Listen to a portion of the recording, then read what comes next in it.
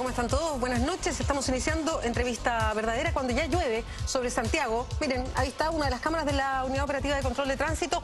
Se ve el suelo mojado. La lluvia empezó por la zona más poniente y fue avanzando. Eso es pleno centro de Santiago y ya llueve. Dicen que bastante fuerte.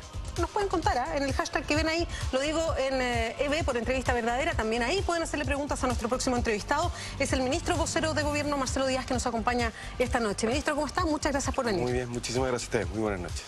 Ministro, varias cosas que son de actualidad, que han pasado hoy día. Primero quiero partir por un tema que es bien sensible y tiene a la población bien en alerta, los medios de comunicación, también hablamos de eso. Aunque yo tengo que reconocer que yo no me caso completamente todo lo que sucede, porque la delincuencia provoca esto, una sensación de temor creciente y de repente un poquito irracional. Pero sucedió un hecho súper grave, que un asalto, trataron de robarle a un funcionario de un Servipack en un supermercado en Talcahuano, y él se resistió a esto y quemaron la caseta donde él estaba, resultó con heridas graves en su cuerpo, estaba con una situación súper delicada de salud. Estas personas, se detuvo a 2 personas que se indican como que podrían ser los responsables. Sabemos que la justicia tiene que operar acá y la jueza del caso no dictó prisión preventiva. Uno tiene 17 años, quedó fuera. El otro, que es mayor de edad, entiendo que son hermanos, quedó a la espera de que resolviera finalmente la Corte de Apelaciones. Pero no hubo una decisión de la justicia de dejarlos en prisión preventiva. ¿Tiene usted más antecedentes? ¿Por qué puede pasar algo así? Mira, primero que nada, yo no tengo más antecedentes que lo que aparecen en los medios de comunicación, pero yo recibí anoche una alerta de comunicaciones del gobierno que da cuenta de este hecho y lo recibí con espanto. Imagínate un hecho de esta naturaleza, así que puedo comprender el espanto, vale la redundancia, que genera la opinión pública, pero por lo mismo creo que es importante describir lo que hoy día pasó. Cuando la policía identifica eventuales sospechosos, lo que hace es ponerlo a disposición del Ministerio Público para que éste a su vez le pida al juez, que tiene que resolver en función de los antecedentes que tiene por delante, si corresponde o no medidas cautelares, en este caso la prisión preventiva. Si los antecedentes que entrega el Ministerio Público no son suficientes para que el juez tenga elementos básicos e indispensables para establecer una presunción de responsabilidad, los tiene que poner en libertad.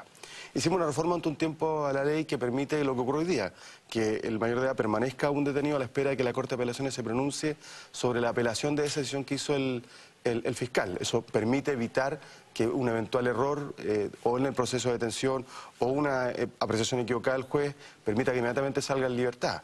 Pero aquí, para poder ser efectivos, cada uno tiene que cumplir su rol con el máximo de eficiencia y celo posible. La policía cuando investiga, el fiscal cuando presenta los antecedentes y el juez cuando los evalúa. La información que yo leí en la prensa es que no hay indicios que vincularían a estas personas con el hecho. Eso va a ser un tema que va a tener que resolver el juez. Pero para que no ocurra esto, que además aumenta la sensación de inseguridad, es decir, que una persona es detenida y es puesta en libertad de inmediato, o detenida por carabinero y puesta de inmediato en libertad por un juez, cada institución tiene que hacer su función, cumplir su función de la manera más prolija y eficiente posible. Eso es una necesidad esencial y nosotros trabajamos permanentemente en el marco de la coordinación del sistema judicial penal con las distintas instituciones, policía, investigaciones, fiscalía, carabineros, los jueces, para que cada uno cumpla su rol con eficacia y eficiencia, porque lo que la gente espera, lo que yo espero como ciudadano y cualquiera de nosotros, es que quienes cometieron ese hecho espantoso sean puestos a disposición de los tribunales y sean sancionados. Ministro, ¿en qué parte se está fallando? Porque yo insisto, las cifras hoy día no son terriblemente abultadas en aumento de delincuencia. Hay algunos delitos que han subido, pero se generó una gran sensación de temor. Está todos los días en los medios de comunicación. De hecho, nosotros estamos hablando ahora de ese tema, pero ¿en qué parte hay problemas que se podrían solucionar de alguna manera? ¿En la investigación o las herramientas que tiene Carabineros o la policía? En los fiscales, que efectivamente rápidamente les llegue ese material para presentarlos a la justicia, en que los jueces no toman bien todo lo que pasa o se apartan de lo que sucede. Lo pregunto porque además una de estas personas, el adulto, tenía 8 o 12 casos pendientes en la justicia. Entonces ahí uno dice, bueno, a lo mejor efectivamente esta persona no están las pruebas suficientes para ligarlo a este caso horroroso del trabajador de Servipack, pero sí tenía antecedentes pendientes, causas pendientes abiertas. Entonces a uno no le cabe, como un ciudadano común que no entiende también todo este proceso, no le entra en la cabeza que una persona así le digan, ¿sabe qué? Puede irse, independiente que esperemos a la Corte, pero podría eventualmente irse. Bueno, el caso concreto no lo conozco porque si tenía causas pendientes y órdenes de detención pendientes, no debía haber sido puesto en libertad por esas otras causas. Pero mira, yo no quiero ni evadir el tema de fondo ni aparecer restándole importancia, pero quiero decir 2 cosas. Este sigue siendo un país muy seguro. Efectivamente, tú dices un dato que es cierto, que se pierde en la nebulosa de la sensación de seguridad, que es muy relevante también. Hoy día hay cifras de delitos que han disminuido y otros que han aumentado levemente, pero estamos mucho mejor que antes. Pero la sensación de seguridad es un problema real. Y que también es un tema, o sea, independiente de si es real o no, esa sensación provoca cosas. Sin duda, es un tema y es un tema del que nos tenemos que ocupar. No basta con que digamos, mire, sabe que bajó un punto los delitos de robo o de hurto, etcétera. No, eso es importante, sin duda, el combate efectivo al delito, pero también la sensación de seguridad, porque es parte de lo que le afecta a la familia en este país, a cualquier persona. Es el temor a ser objeto de un delito del que a lo mejor no ha sido objeto, pero como lo ve, como lo presiente, como alguien ha sido objeto de ese delito, puede tener también genera sensación de inseguridad. Y aquí la cadena de responsabilidad y de tareas es larga. Es, por cierto, atacar a las causas, que tienen que ver con condiciones de marginalidad que son relevantes. Estar mejor política de administración social para quienes se encuentran presos, tu país que tiene una enorme cantidad de personas privadas de libertad. También tiene que ver con una mejoría en la coordinación de las policías, tiene que ver también con que el sistema conjunto, gobierno, municipios, policías, vecinos, funcione. Yo creo que la labor, así lo experimenté en mi vida parlamentaria, por ejemplo, cuando fui gobernador de una provincia que tenía temas de orden público bajo mi responsabilidad y de seguridad ciudadana, el trabajo con los vecinos es fundamental para identificar, por ejemplo, lugares donde hay luminarias deterioradas o espacios públicos deteriorados que se prestan para la comisión de delitos. Esta es una pelea sin atajos, una pelea sin trucos. Entendiendo eso y que además es muy de fondo y que son tareas a largo plazo, efectivamente se va para allá, y se lo pregunto porque muchas veces, y lo vemos, uno puede mirar hacia atrás la historia de los distintos gobiernos. Esto no tiene mucho que ver con si un gobierno fue, como el de Sebastián Piñera, más derecha, si es gobierno de la Concertación, en fin. Aparecen estas agendas cortas antidelincuencia, que se ven bien en el papel. Agenda corta, generalmente se alude a la cantidad de carabineros, a que hay delitos en que tienen menos posibilidad de persona quedar libre para quedar presa. Entonces, es como el camino fácil. Ya tenemos una agenda corta. Todos los gobiernos lo hacen. No veo tanto el debate de fondo, que es lo que usted está mencionando. No, claro, porque terminamos en la contingencia, no en la coyuntura. Y quizás muchas veces yo creo que este es un tema de aquellos que nunca deben ser parte de la guerrilla política cotidiana. ¿Y lo es hoy día? Lo es, sin ningún lugar a dudas. Mira, agendas cortas probablemente va a haber en todos los gobiernos. ¿Sabes por qué? Porque siempre vamos a tener que perfeccionar los mecanismos, porque la delincuencia y las formas de delincuencia mutan también. A veces decimos, mire, hay un sector de la ciudad que está dominado por los delincuentes, y atacamos ese sector, y claro, podemos quizás aprender a muchos de los que cometen delitos, pero otra parte se desplaza. Las técnicas de la comisión de delitos también varían. En consecuencia, vamos a tener que estar siempre también mejorando nuestras herramientas legales, aumentando la capacidad de las policías, mejorando el funcionamiento del sistema judicial. Voy a ponerte un ejemplo del que acabamos de hablar. En los orígenes, la reforma procesal penal no contemplaba esta posibilidad de que se mantuviera la privación de libertad, la detención provisoria de alguien como medida cautelar mientras se pronunciaba la Corte de Apelaciones ante la negativa de un juez de dejar detenido a alguien que fue puesto de posición del tribunal. Eso fue objeto de una reforma legal específica. Hoy día estamos hablando de ver si estamos en condiciones de perfeccionar el sistema de control de identidad para que Brenos pueda ejercer de mejor manera la función de detección de aquellos que se encuentran con orden de detención. ¿Perdón, ¿y a usted le gusta eso? Me gusta solo en la medida en que no sea una vía oblicua para incorporar de nuevo la figura de la detención por sospecha. Me parece razonable que Carabineros pueda tener la posibilidad de chequear si alguien está siendo objeto de una orden de detención por parte del Tribunal de Justicia. Pero no que eso pueda restablecer, porque no estamos disponibles para eso, el que por la apariencia, por cómo se viste o por la hora en que transita por ciertos lugares pueda ser objeto de una detención. ¿Y no pasaría eso? No debería pasar eso, porque lo que estamos hablando, estamos trabajando. Yo no quiero entrar en el terreno específico de lo que está haciendo el Ministerio de Justicia, pero lo que estamos hablando es de facultades específicas para determinar si una persona pueda eventualmente ser estar siendo objeto de una orden de detención. Creo que hay formas jurídicas razonables para entregarle esa facultad a Carabineros sin restablecer la detención por sospecha, que eso sería completamente inadmisible. Eso es parte de las cosas que superamos. Y por tanto yo te diría, todas esas medidas, que son parte de lo que podríamos denominar agenda corta, legislativa o no legislativa, probablemente siempre van a tener que estar presentes. Pero al mismo tiempo tenemos que hacernos cargo de otras dimensiones. Si el sistema penitenciario está siendo o no capaz de ser efectivamente un medio no solamente de aplicación de una sanción privativa de libertad, sino que también de reinserción, de resocialización, si el sistema judicial está operando de manera eficiente, si hay un trabajo coordinado de las policías y si tienen los recursos para cumplir con esa función, pero también las causas más profundas, ¿sí? Por eso te digo, aquí, a mí lo que no me gusta son los eslóganes vacíos, como por ejemplo esta idea que vamos a terminar con la puerta giratoria, vamos a acabar, se le acabó el recreo a los delincuentes, porque son primero falsas promesas que llevan al descrédito de la función pública en un área muy sensible. Yo no conozco ningún país del mundo que tenga delincuencia cero. Y por lo mismo, nuestra tarea en este campo es cotidiana, permanente y con una, yo diría, una doctrina básica. Todos los días tenemos que revisar lo que estamos haciendo para hacerlo mejor, porque así como muta la delincuencia, tiene que también siempre estar en evaluación nuestra propia acción para combatir esa delincuencia. Ministro, bien en breve, ya que los mencionó, para pasar después a otros temas. A propósito de Carabineros, hay una evacuación ya de un informe sobre lo que pasó en el norte, en El Salvador, específicamente con este trabajador que resultó muerto por una bala de Carabineros. Y le quería también preguntar por el informe en el caso Rodrigo Avilés. Un informe que estuvo rodeado de polémica. Recordemos que hubo un informe que fue falso. Al principio, Rodrigo Avilés es el chico que sufrió daño cerebral. Afortunadamente está bastante bien, salió del hospital ya, pero estuvo en riesgo vital varios días porque le llegó este chorro a alta velocidad en Valparaíso para protestas hace unos meses. Ese informe se evacuó ya de Carabineros. En algún momento se le había dado plazo a Carabineros de 24 horas y no sé ya si llevamos 24 días o más, no. Incluso en que nos entrega. No, hoy lo que recibimos fue un preinforme que establece el estado de avance de esa investigación sumarial de Carabineros. ¿Pero no termina todavía? No, no termina todavía. ¿Y no será demasiado el plazo para Carabineros para que lo termine? Bueno, el sumario tiene sus tiempos. Nosotros lo que hemos dicho es que nos interesa que ese sumario sea claro, categórico, inequívoco respecto del establecimiento de los hechos.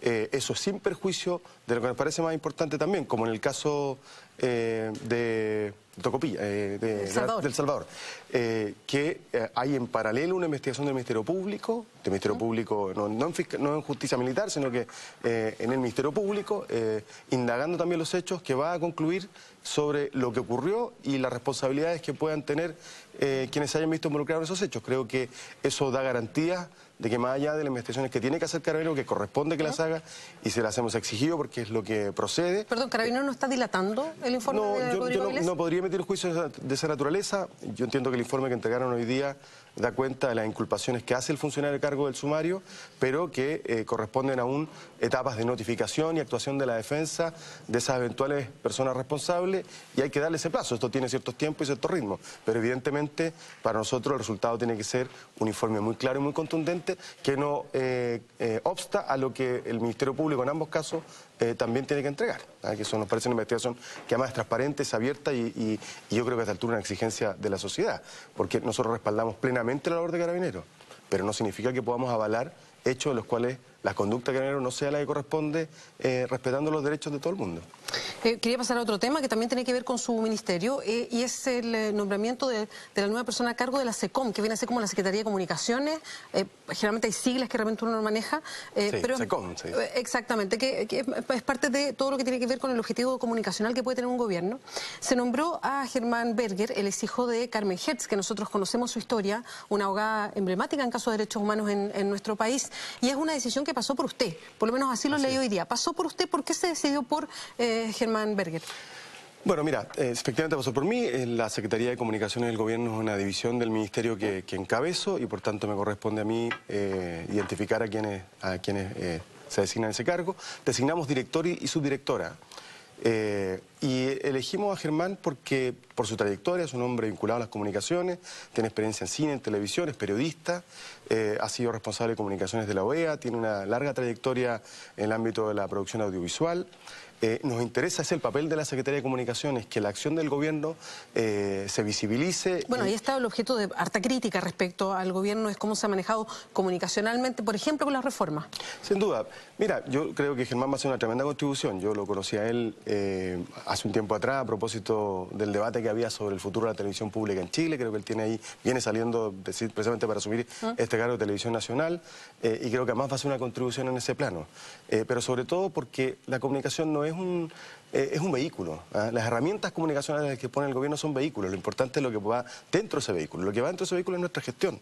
Nuestra gestión tiene que ser impecable, tiene que ser capaz de lograr el objetivo que nos propusimos, que es que la calidad de vida de la gente mejore.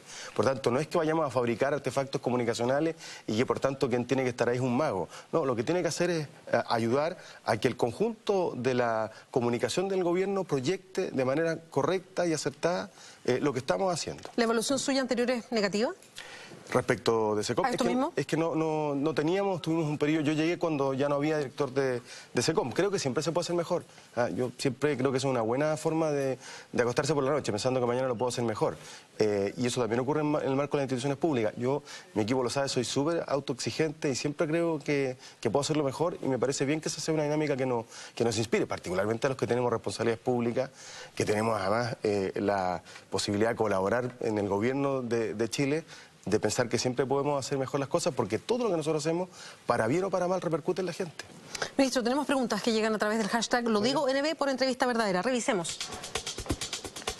Ahí está, Raúl dice, ¿cuál es la real intención del gobierno con la delincuencia? ¿Existe un trabajo de inteligencia de las policías? ¿Existe voluntad? Pregunta. Sin duda, hay un trabajo de inteligencia policial, que también se puede mejorar y que estamos mejorando. El ministro de Interior convocó hace un par de semanas, o hace algunos días, a los directores de ambas policías, y les pidió poner plazos para trabajar en planes que mejoren la coordinación entre ambas policías, que es fundamental, tanto de la Policía de Investigaciones como de Carabineros. Y eso incluye, por cierto, el trabajo policial. Nuestra verdadera voluntad es la que todos tenemos, que no haya más delitos. Es una utopía, pero es un trabajo que tiene que guiar, o es un objetivo que tiene que guiar nuestra conducta todos los días. Mejorar el esfuerzo y los resultados en materia de seguridad ciudadana significan quizás un poco lo que conversábamos hace un momento, hacer comprender a todo el mundo que este no es un desafío de corto plazo. No hay balas de plata, no hay soluciones mágicas. Esta es una tarea de todos los días, una tarea que involucra también a los ciudadanos. Nosotros tenemos responsabilidad primaria, por cierto, las policías, quienes tienen funciones públicas en este ámbito, pero es una tarea, primero, de largo plazo, con medidas de corto plazo, que tienen que tener efectos inmediatos, pero también efectos de largo plazo. Ministro, lo quiero llevar a temas que tienen que ver con derechos humanos. Volvió a instalarse la temática y se hace cada cierto tiempo porque no se han cerrado los casos, porque todavía hay exigencia de justicia. Pasa en el caso Quemados Vivos, a propósito de una revelación de un conscripto, y se abrieron varios temas. Manuel Contreras, que cumple varias cadenas perpetuas sucesivas, está muy grave en su estado de salud, y también ha entrado en debate su situación. Ya se aclaró, lo dijo usted mismo, lo aclaró el Ejército a través de un comunicado, que en el caso de él no corresponde, porque se había puesto en algún momento en duda algún tipo de honores oficiales, porque es general. Pero sí salió otro tema, y me gustaría saber si ahí el gobierno tiene algo que ver, que es quitar el rango a las personas que están hoy día condenadas por violaciones a los derechos humanos. ¿Quién tiene que hacer eso? ¿Y el gobierno podría exigírselo al Ejército? Mira, una primera cosa que quiero decir es que es cierto que aún nos falta justicia. Yo no quiero decir una cosa que no sea cierta. Pero yo me alegro que todavía podamos seguir buscando esa justicia.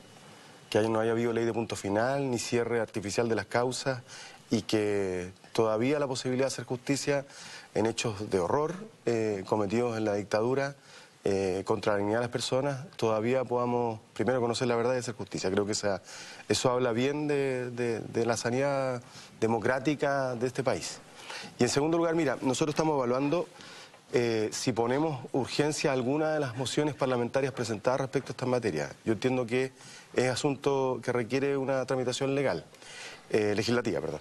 Y por lo tanto esperamos tener prontamente una decisión respecto de eventuales urgencias a una o más de esas mociones que van en esa dirección, porque son cuestiones simbólicas significativas, importantes. Perdón, ¿qué cosas? ¿Directamente quitarle los rangos? Que establecen la pérdida de beneficios, de gradación, o sea, el quito de los rangos y grados. Término, digamos. Exactamente, ¿no? Yo tampoco soy especialista en términos, pero efectivamente a degradación se decía hoy día en términos de los rangos militares. Y a mí me parece, mira, cosas que finalmente uno tiene que mirar también el lado positivo, el lado del vaso lleno. Hoy día le escuchaba al presidente de la UDI, no estoy hablando de alguien de Hernán Larraín, que decía que no le parecía que el general Contreras debiese morir como general. Es una declaración fuerte, proveniendo de quien viene. Exacto. Y creo que eso da cuenta de que efectivamente hemos ido logrando hacer de la causa de los derechos humanos una causa que tiene que ser transversal y de todos. Ministro, ¿y por qué no pasó antes? Yo sé que es súper complejo así preguntar ex post y a lo mejor no fue tema en algún momento directamente, pero ha surgido en algunos momentos. Lo han pedido muchas veces los familiares que tienen familiares torturados o detenidos desaparecidos.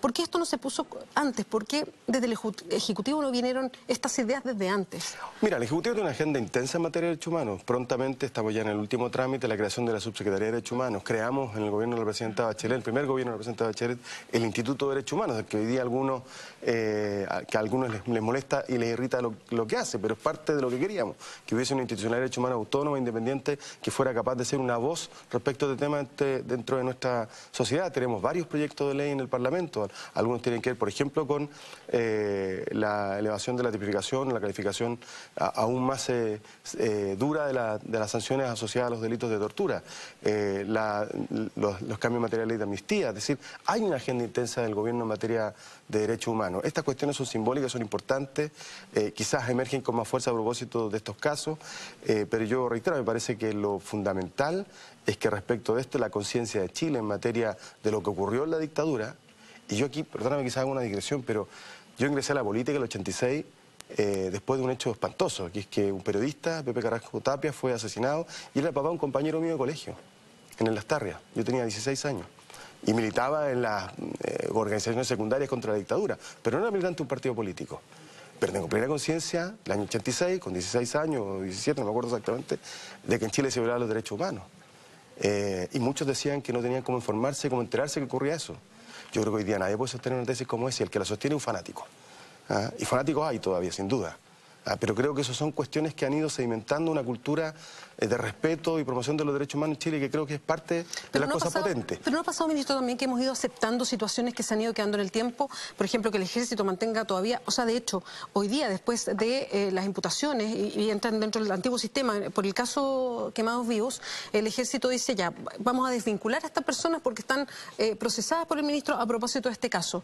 Pero son personas que finalmente subieron de rango, muchas de ellas, y que están permanentemente en proceso, diciendo testigos, el ejército las recontrata para que sigan formando parte. Entonces, hemos ido haciendo vista gorda en ciertas cosas, no le hemos puesto más atajo para lo mismo que maneja el ejército a propósito de esto mismo, el pacto de silencio, por ejemplo. Quizás, yo no quiero negar las cosas como son, yo creo que quizás algo de eso hay, quizás pudimos haber hecho más y podemos todavía hacer más y debemos hacerlo.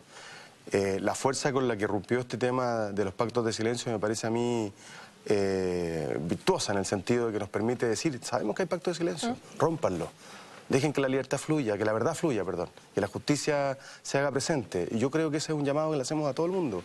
Podemos hacer más, sin duda, y siempre tenemos que hacer más. ¿Y van a hacer más? Esa es la pregunta, en concreto, lo que usted me decía. Por cierto, hoy día la presidenta dijo algo que es muy cierto. Nosotros, nuestra convicción más profunda es que haya plena verdad y plena justicia. Plena verdad y plena justicia, y que haya memoria.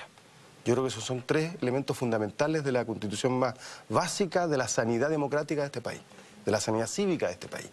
Y por tanto, todo lo que el gobierno puede hacer para poder cumplir y satisfacer esos objetivos, verdad, justicia y memoria, lo tenemos que hacer. Hemos hecho mucho, falta mucho por hacer, particularmente porque yo creo que hay casos de los que todavía, por ejemplo, como esta verdad que emerge 29 años después, que muchos la sabíamos, pero no había una verdad judicial. No es que alguien tuviera una duda, por lo menos yo no la tenía. Y con el relato como estaba. Exactamente, y que había pacto de silencio sin duda, y por eso es que cuando vimos que se rompe este pacto de silencio, lo que decimos, ojalá se rompan todos los demás. Ministro, pero solo para precisar, y en concreto, entonces ustedes están pensando como ejecutivo un proyecto para degradar, para sacar los grados a generales, por ejemplo, coroneles, en fin, que todavía reciben beneficios, que están condenados en tema de derechos humanos. ¿Eso está en la agenda? ¿Se presentará? Nos comprometimos con los parlamentarios y con el comité, con los jefes de partido de la nueva mayoría, el lunes pasado, a examinar las distintas mociones que han presentado ellos. ¿Ya? Es un trabajo que está haciendo el ministro Izaguirre con su equipo. Hay que analizar jurídica y legislativamente esos proyectos, y espero que en plazo breve podamos decidir si vamos a patrocinar o poner urgencia a alguno de ellos. Pero perfectamente algo que yo creo que tienen que examinarse y decidirse. Vamos a entrar a temas bien políticos después, vamos a hablar del cónclave o esta reunión de la nueva mayoría del próximo lunes, pero antes vamos a hacer un alto. Una pausa, es breve, espérenos.